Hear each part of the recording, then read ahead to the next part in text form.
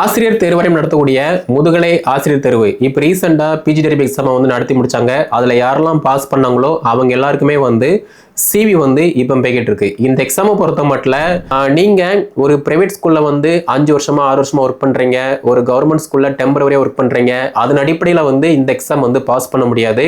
ஏன்னா அது வந்து ஜஸ்ட் எக்ஸ்பீரியன்ஸ் மட்டும்தான். மேபி இப்போ பிஜிடிஆர்பி நியூ சிலபஸை பேஸ் பண்ணி கிட்டத்தட்ட 14 பாடத்துக்கு பார்த்தீங்கன்னா தமிழ் மீடியம் இங்கிலீஷ் மீடியம் எல்லாமே வந்து major and Tamil medium English medium psychology, அதே மாதிரி தகுதி தேர்வு, கரண்ட் அஃபேர்ஸ் ஜிகே, இந்த மாதிரி இந்த எக்ஸாமுக்கு தேவையான சிலபஸை பேஸ் பண்ணி அப்டேட்டான மெட்டீரியல் அண்ட் டெஸ்ட் பேஜ் எல்லாமே நம்ம வந்து கொடுத்துட்டு இருக்கோம். இப்போ நிறைய பேர் படிச்சுட்டு இருக்காங்க.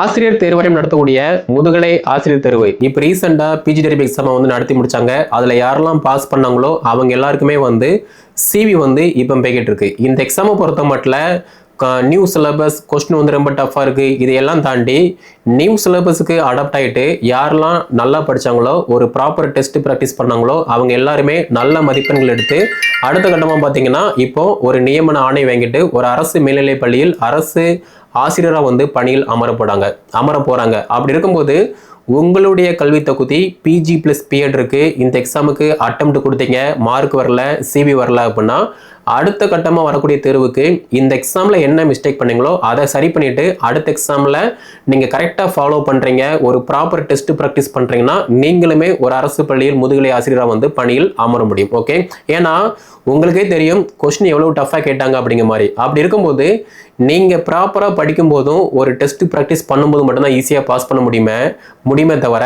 நீங்கள் படிக்கிறதுனால பார்த்தீங்கன்னா ஈஸியாக வந்து பாஸ் பண்ண முடியாது. ஏன்னா நீங்கள் டெஸ்ட் ப்ராக்டிஸ் பண்ணும்போது மட்டும்தான் ஒரு டாப்பிக்ல இருந்து எப்படி வினாக்கள் கேட்காங்க.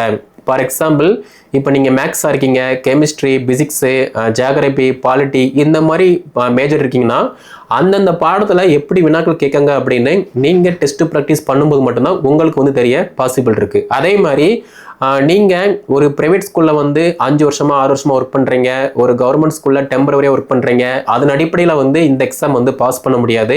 ஏன்னா அது வந்து ஜஸ்ட் எக்ஸ்பீரியன்ஸ் மட்டும்தான். மேபி இந்த டிஆர்பி எக்ஸாமில் நீங்கள் பாஸ் ஆகிட்டீங்க, அப்பாயின்மெண்ட் ஆகிட்டீங்க அப்படின்னா உங்களுடைய எக்ஸ்பீரியன்ஸ் வந்து ஒரு பாய்ஸ் ஸ்கூலாக இருக்கட்டும், கேர்ள்ஸ் ஸ்கூலாக இருக்கட்டும், ஒரு கோயட் ஸ்கூலில் வந்து எந்த விதமான ஒரு பயமும் பதட்டமும் இல்லாமல் ஈஸியாக வந்து அந்த கிளாஸை வந்து ஹேண்டில் பண்ண உங்களுடைய எக்ஸ்பீரியன்ஸ் வந்து உதவுமே தவிர மற்றபடி எக்ஸாமில் பாஸ் பண்ண உங்களுடைய அனுபவம் வந்து எக்காரணம் கொண்டும் உதவாது. அதே மாதிரி நமக்கு எல்லாமே தெரியும், நம்ம தான் எல்லாம், நமக்கு இத்தனை வருஷம் எக்ஸ்பீரியன்ஸ் இருக்குது, அதன் அடிப்படையில் ஒரு தலக்கணத்தோட தெரிஞ்சதை கூட டெஸ்ட் ப்ராக்டிஸ் பண்ணாமல் இந்த எக்ஸாமுக்கு அட்டெம்ப்ட் கொடுத்தவங்க வந்து பாஸ் பண்ணல. அதே மாதிரி எனக்கு எல்லாமே தெரியும், பட் இருந்தாலுமே நான் தெரிஞ்சதை ரிவிஷன் பண்ணிட்டு ஒரு டெஸ்ட் ப்ராக்டிஸ் பண்ணிட்டு இந்த எக்ஸாமுக்கு அட்டெம்ப்ட் கொடுத்தவங்க பார்த்தீங்கன்னா நல்ல மதிப்பெண்கள் எடுத்து இப்போ சிவி வந்து போய்கிட்டு இருக்காங்க. கூடிய விரைவில் நியமன ஆணையமே கொடுத்துருவாங்க, அப்பாயின்மெண்ட்டுமே ஆகிடுவாங்க. அப்படி இருக்கும்போது நீங்கள் என்ன தப்பு பண்ணீங்களோ அந்த தப்பு சரி பண்ணிட்டு அடுத்து வரக்கூடிய எக்ஸாமுக்கு அட்வான்ஸாக நீங்கள் படிக்கிங்க அப்படின்னா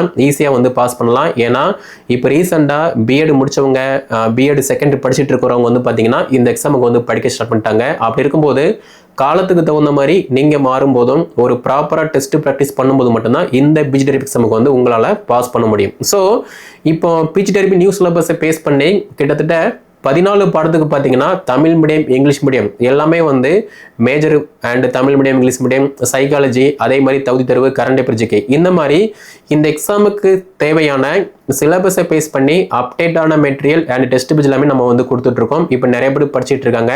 அப்படி இருக்கும்போது நீங்கள் படிக்க ஸ்டார்ட் பண்ணுறீங்கன்னா உங்களுடைய பாடம் சம்மந்தப்பட்ட தலைப்புல இருந்து எப்படிலாம் வினாக்கள் கேட்பாங்க அப்படின்னு உங்களுக்கு தெரிய பாசிபிள் இருக்கு. ஓகே, ஸோ உங்களுடைய கல்வி தகுதி பிஜி ப்ளஸ் பிஎட் இருக்குன்னா தாராளமாக இந்த எக்ஸாமுக்கு வந்து படிக்க ஸ்டார்ட் பண்ணுங்க. ஏன்னா எக்ஸாம் எப்போது வேண்டுமானாலும் அறிவிப்பு வந்து பப்ளிஷ் பண்ணலாம். அப்படி இருக்கும்போது நீங்கள் தயார் நிலையில் இருந்தீங்கன்னா இந்த எக்ஸாமை வந்து ஈஸியாக அட்டெம்ப்ட் கொடுக்கலாம். ஓகே, அட்மிஷன் போய்கிட்டு இருக்கு. கீழே டிஸ்கிரிப்ஷனில் வாட்ஸ்அப் கான்டாக்ட் நம்பர் கொடுத்துருக்கேன், அதை கான்டாக்ட் பண்ணி என்ன டீல் கேட்டு படிக்க ஸ்டார்ட் பண்ணுங்க. இந்த வீடியோ தொகுப்பை பிஜி ப்ளஸ் பிஎட் ஷேர் பண்ணுங்க, அவங்களும் அடுத்து பயன்பெறட்டும்.